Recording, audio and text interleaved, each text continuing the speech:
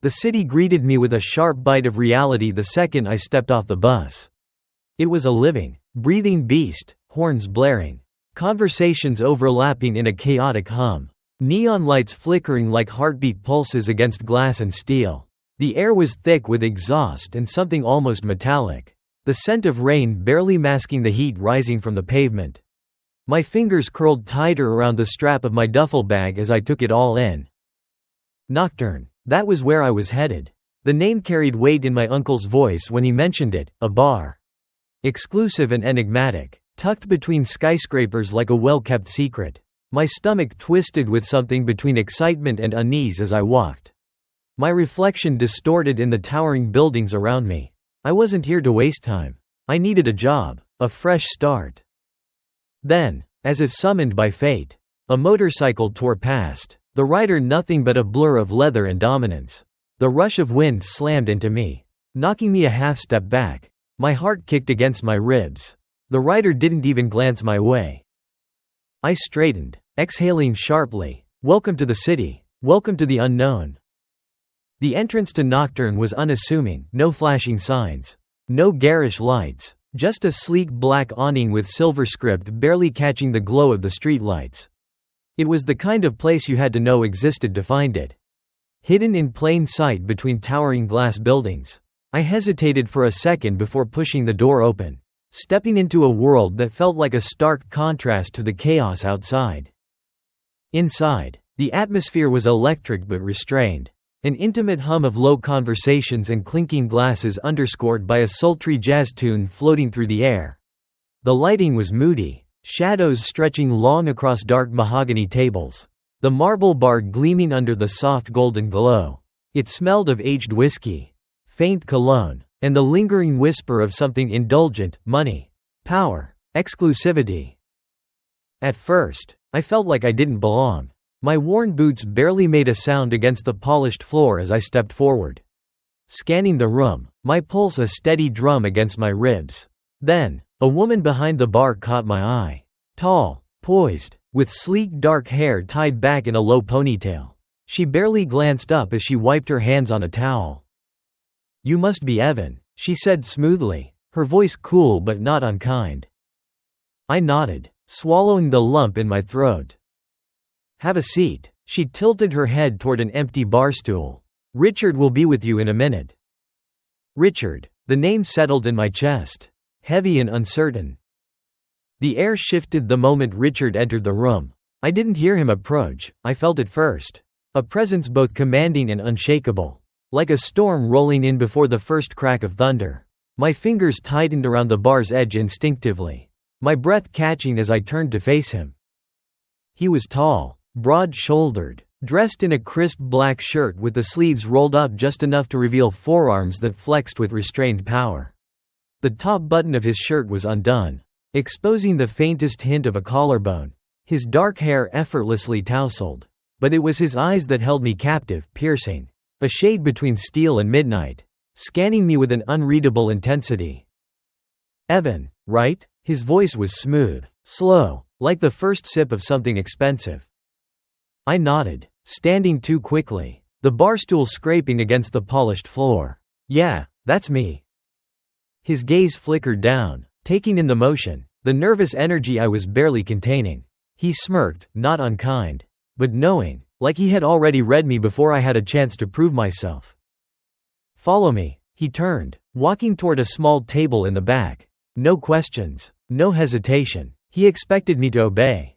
And the worst part? I did. As I sat, he flipped through my resume with deliberate slowness. The silence stretched. Then finally, without looking up, he murmured, "You've got some experience. That's good." He leaned back, those sharp eyes locking onto mine. "But experience isn't enough. Working here isn't just about making drinks." I swallowed. "I can handle it." Richard's smirk deepened. "We'll see." The first few nights at Nocturne were a trial by fire. The bar pulsed with an energy that was both intoxicating and suffocating. Patrons in expensive suits and designer dresses leaned against the polished counter, expecting perfection with every pour. My hands were a blur, reaching for bottles, measuring, shaking, pouring, No room for hesitation. No second chances. And Richard? He was relentless. "You're slow," he muttered one night, brushing past me to grab a bottle from the top shelf. The space behind the bar was small, but he moved with precision, his body just barely grazing mine. "Pick it up." I bit my tongue, forcing myself to focus, to ignore the heat of his proximity. A moment later, he was back. "Your pour is off." His voice was lower this time. "Just behind me. Customers notice when it's not perfect." I exhaled sharply. "I'm doing my best." Richard chuckled, a sound laced with something unreadable. "Then do better." The air between us crackled. It wasn't just his corrections, it was the way he watched me. The way he tested me. The way his presence lingered just long enough to unsettle me. And the worst part? I wasn't just enduring it. I was waiting for it. By the end of the week, I was exhausted, my body aching, my nerves stretched thin, but as I wiped down the counter at closing, Richard walked past, his hand grazing my wrist, deliberate, fleeting, enough to make my breath hitch. I looked up. He smirked. "Now you're catching on." By the end of the week, I'd had enough. Not of the job, no. I needed the job, but of him. Richard, with his constant scrutiny, his clipped corrections, his effortless way of making me second-guess myself. It wasn't just about work anymore, it was the way his eyes followed me. The way his voice dipped lower when we were alone. The way every touch, incidental or not, sent a current through me that I wasn't ready to name. It all came to a head late one night, after hours of relentless service, when I finally snapped. "What is your problem?" My voice came out sharp, raw with frustration. Richard barely flinched. He was standing too close, he always stood too close, and instead of backing away, he arched a brow, as if amused. "Excuse me? You've been writing me all week." I shot back, stepping forward. My pulse was a hammer in my chest. "I bust my ass every night. And it's never enough for you. What do you want from me?" The bar was nearly empty, shadows stretching long against the polished floor. Richard tilted his head, eyes raking over me like he was piecing together a puzzle he already knew the answer to. Then, with infuriating ease, he smirked. "You tell me." The words hung between us, thick with something dangerous, something unspoken, something that made my stomach tighten and my breath come too fast. I should have turned away. I should have let it go. But I didn't, and that was my first mistake. The tension between us didn't dissipate after that night. If anything, it thickened, wrapping around every interaction like an invisible tether pulling me toward him. I told myself it was nothing, just a battle of control, a test to see who would break first. But deep down, I knew that was a lie. It happened after closing, the bar empty except for the lingering scent of whiskey and the faint hum of a slow jazz track playing over the speakers. Richard and I were the last ones there, wiping down the counters in silence, the air between us crackling with something neither of us acknowledged but both of us felt. Then, just as I was stacking the last of the glasses, he moved, so fast, so seamlessly. I didn't realize what was happening until I felt the warmth of his breath against my ear. "Still don't know what I want from you." His voice was low, smooth as silk but edged with something sharper. I swallowed hard, my hands gripping the counter. I didn't get the chance to finish. His fingers ghosted over my wrist. Light, teasing, it was barely a touch. Yet it sent a rush of heat straight through me. I could have stepped away. Should have, but instead, I turned, meeting his gaze head on. His eyes were dark, unreadable, filled with something that made my stomach clench. And then, before I could second guess it, before I could stop myself, I kissed him. Hard, desperate, like I'd been waiting for this moment all along. The moment my lips met his, the world around us faded into nothing but heat and reckless urgency.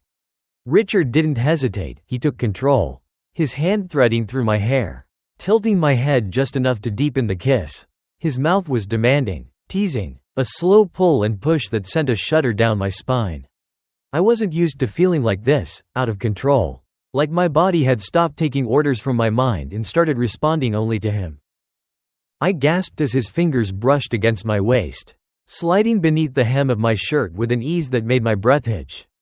He wasn't just touching me, he was exploring. Like he was memorizing every inch of me with his fingertips. My hands found his shoulders.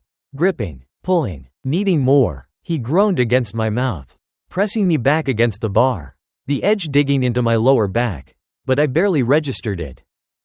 His lips broke away only long enough to murmur against my skin.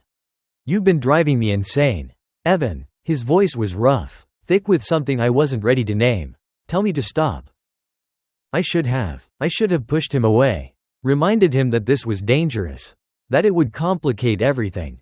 But I didn't. Instead, I pulled him closer, answering him with another kiss, deeper, hungrier, as if I could erase every doubt with the press of my body against his. And just like that, I knew, there was no stopping this now. The days that followed were a blur of stolen moments, whispered exchanges, and tension that simmered beneath the surface like an unspoken promise. Richard and I had stepped over the line, and there was no pretending otherwise. Every night at the bar became a test of restraint, his gaze lingering too long, his hand grazing mine in passing, the way his voice would drop just enough to send a pulse of heat through me. It was a game neither of us admitted we were playing, yet we both refused to stop. Then came the night we nearly got caught. The bar had just closed, the last of the customers stumbling out into the neon-lit streets, leaving behind the scent of whiskey and cigarettes. Nora had left already, and it was just the two of us, wiping down counters, stacking chairs, filling the silence with everything we weren't saying. I should have gone home. I meant to, but the moment Richard turned to me, a wicked smirk tugging at his lips, I knew I wasn't going anywhere. "Still here, Evan?" His voice was low, taunting. I swallowed hard, heart hammering. "You like pushing me, don't you?" He stepped closer, his fingers grazing my hip as he leaned in, his breath hot against my ear. "And you like it?" His lips ghosted my jaw, sending a shiver through me. I barely had time to react before the door creaked open. We sprang apart, breathless, guilty, and completely exposed. The close call should have been a wake-up call. It should have made me rethink every stolen moment, every reckless touch, but instead, it only fueled the fire. Richard and I were teetering on the edge of something dangerous, something that could unravel everything, yet neither of us was willing to stop. That night, long after the bar had closed and the city hummed with quiet life, I found myself at his apartment. I hadn't planned to be there, but my feet had carried me to his door before my brain could argue. The second he opened it, the air between us crackled. "You shouldn't be here," he murmured, voice husky. "Neither should you," I countered, stepping inside before he could shut me out. The door clicked closed behind me, sealing us in. A heavy pause filled the room, charged, waiting, and then, he moved. His hands were on me before I could take another breath, gripping my waist, pulling me flush against him. My fingers tangled in his shirt as his lips crashed against mine. Desperate, consuming, there was no hesitation now. No second guessing, just heat, just need, just the inevitable pull that neither of us could resist. We stumbled through the dimly lit apartment, hands exploring, mouths hungry, hearts pounding. Clothes were shed in a fevered haze, gasps filling the space between kisses. This wasn't just reckless desire, it was surrender. And as we fell into bed, bodies entwined, I knew, there was no turning back. The morning light crept through the blinds, casting slanted golden lines across the tangled sheets. My body ached in the best way, a reminder of the night before, of every stolen breath, every desperate touch. But as consciousness settled in, so did reality. Beside me, Richard stirred, his arm draped lazily across my waist, his warmth still seeping into my skin. I could have stayed like that forever, memorizing the way his chest rose and fell, the peacefulness on his usually guarded face. But forever wasn't an option. I exhaled slowly, my fingers tracing meaningless patterns on his bare shoulder. "We can't keep doing this," I whispered, though even I didn't believe my own words. Richard's eyes flickered open, heavy-lidded but sharp. "Then stop me," he murmured, his voice still rough with sleep, but laced with something more, certainty. I couldn't. Instead, I let him pull me closer, his lips brushing against mine. Soft at first, then deeper, undoing every doubt I tried to cling to. Because the truth was, no matter the risks, no matter how much we tried to fight it, this wasn't something we could walk away from. Not anymore.